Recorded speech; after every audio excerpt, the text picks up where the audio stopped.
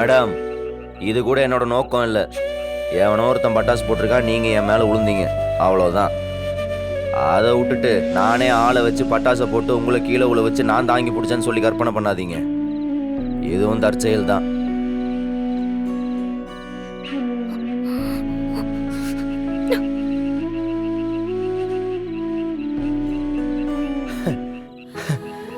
அப்பா, இத்தனை வருஷம் கழிச்சு என் பொண்டாட்டியை தொடும்போது அதே ஃபீல், அதே ஹார்ட் பீட்.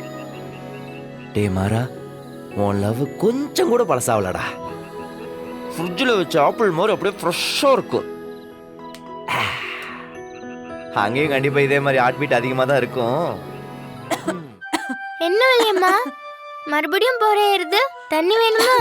நீ முதல்ல பேசி முடிச்சிரு, நான் ஹாஸ்பிட்டல்லயே அட்மிட் ஆகலாமான்னு பாக்குறேன். பேசு. இனிமே எந்த சண்டையும் போடாம, யார் வம்பு தும்புக்கும் போகாம நல்ல பொண்ணா இருக்கலான்னு முடிவெடுத்திருக்கேன் சித்தி. என்ன திடீர்னு? புத்தருக்கே ஞானம் திடீர்னு தானே வந்துச்சு.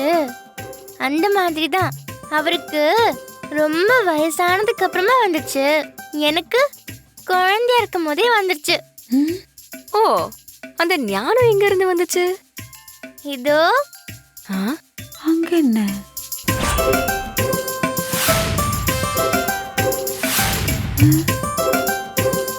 மாமாவால தான் சித்தி.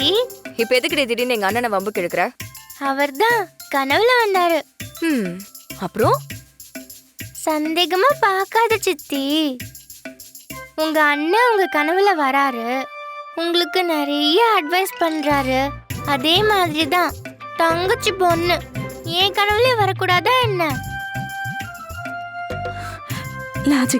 லாஜிக் பேசுறா. உங்ககிட்ட சொல்லிட்டு வந்தேன்னு சொன்னாரு. உங்களுக்கு ஞாபகம் இல்லையா? வேற என்ன சொன்னாங்க உங்க மாமா?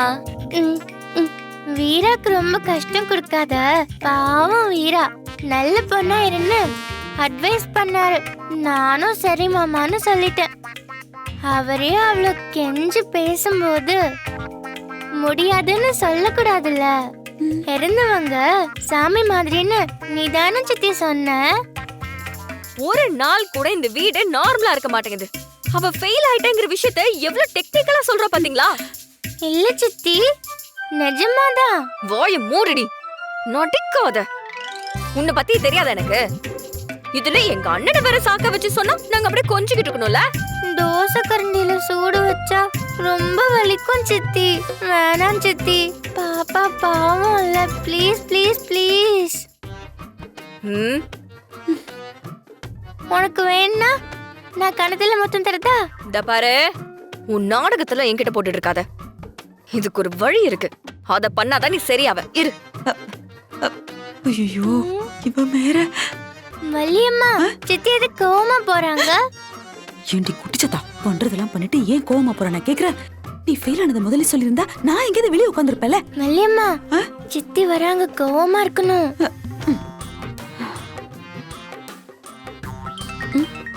வீராக்கா கூப்பிடுறாங்க. ஹலோ மலர். சொல்லுங்கக்கா. கண்ணிக்கு ஒரு நல்ல டியூஷன் டீச்சரா பிடிங்க. நாளைக்கே வரணும். சரிங்கக்கா.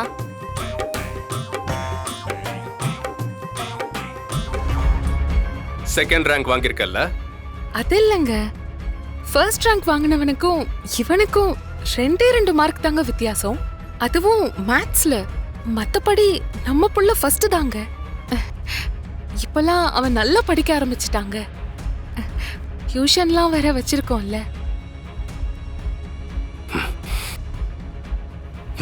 அம்மா எங்க வேணாங்க, அவன் நல்லா படிக்கிற புள்ளங்க.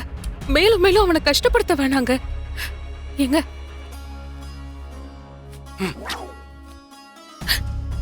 எங்க சித்து இங்க வா. எங்க அடுத்த தடவை அவன் நல்ல ரேங்க் எடுத்துருவாங்க. வேணாங்க. அவனு சொல்லல. அம்மா அம்மா அம்மா எங்க அம்மா விட்டுருங்க ப்ளீஸ்ங்க. வேணாங்க. கம்னரு. அம்மா அம்மா அம்மா என் டிஎன்ஏல தோல்வின்றதே இருக்க கூடாது. என்னங்க? அம்மா அம்மா 2 மார்க் எப்பறா மிஸ் ஆச்சு? எப்பறா மிஸ் ஆச்சு? எங்க எங்க வேணாங்க. என்ன அவமானப்படுத்துறியா? எங்க போதுங்க. அம்மா இங்க பார், அடுத்த எக்ஸாம்ல படிச்சு ஃபர்ஸ்ட் ரேங்க் எடுக்கணும். ஏதாவது மார்க் குறைஞ்சிச்சு தொலைச்சு கட்டிடு. இப்போ இல்ல, லைஃப்ல எப்பயுமே இவன் ஃபர்ஸ்ட்ல தான் இருக்கணும். தோக்குறது என் பிள்ளையா இருந்தாலும் எனக்கு பிடிக்காது.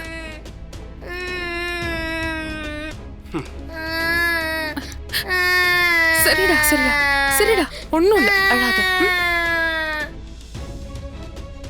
சார் வணக்கம் சார். இது கொஞ்சம் நீங்க படிச்சு பாருங்களேன்.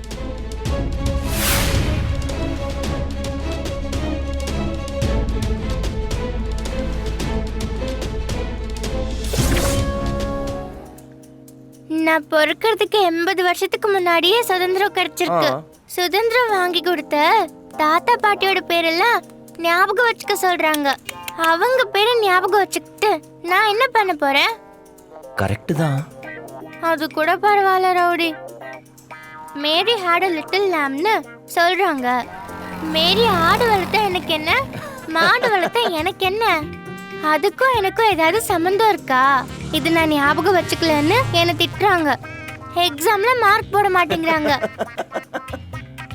அடியே சிலுவண்டு, ஒரு சில விஷயத்தெல்லாம் நம்ம புறக்கணிக்கவே கூடாது. எல்லாத்தையும் தெரிஞ்சுக்கணும். இப்போ நீ சொன்னியே தாத்தா பாட்டி, ஆமா, அவங்கெல்லாம் ரொம்ப கஷ்டப்பட்டு அடிபட்டு ரத்தப்பட்டு சுதந்திரம் வாங்கி கொடுத்தனால தான் இன்னைக்கு நம்ம இவ்வளோ சந்தோஷமா சுதந்திரமா இருக்கோம். சுதந்திரம்னா என்ன ரவுடி? சுதந்திரம்னா தோ இப்போ நீ ரோட்ல நடந்து போயிட்டு இருக்க, இளநீ சாப்பிட்ற, ஸ்கூலுக்கு போற, உன்னை யாராவது கேள்வி கேட்குறாங்களா? இதுக்கு எல்லாமே கேள்வி கேட்குற ரூல்ஸ் ஒரு காலத்துல இருந்துச்சு. இவங்கெல்லாம் ஸ்கூலுக்கு போகணும், இவங்கெல்லாம் ஸ்கூலுக்கு போகக்கூடாது, இவங்கெல்லாம் இந்த ஏரியாக்குள்ள வரவே கூடாது, ஒரு சாப்பாட்டுக்கும் இவ்வளோ வரி கட்டணும், அந்த மாதிரி மேலே இருக்கிறவங்க என்ன சொல்றாங்களோ அதை கேட்டு அடிமை மாதிரி நடந்துக்கணும், அவங்க அடிச்சாலும் உதைச்சாலும் எல்லாத்தையும் பொறுத்துக்கணும் அப்படின்னு நம்ம நாட்டுக்கே சம்பந்தம் இல்லாதவன்லாம் ரூல் பண்ணிட்டு இருந்தான். ஐயோ, நம்ம வீட்ல இருக்கிறவங்க ரூல் பண்றதே கஷ்டமா இருக்கே. அதுவே கஷ்டமா இருக்குல்ல, சம்பந்தமே இல்லாதவங்க ரூல் பண்ணா எவ்வளோ கஷ்டமா இருக்கும். அப்ப கஷ்டம் தான் ரவுடி. அப்ப அந்த சுதந்திரத்தை வாங்கி தந்தவங்கள நம்ம ஞாபகம் வச்சுக்கணும்ல. கரெக்ட் தான் ரவுடி.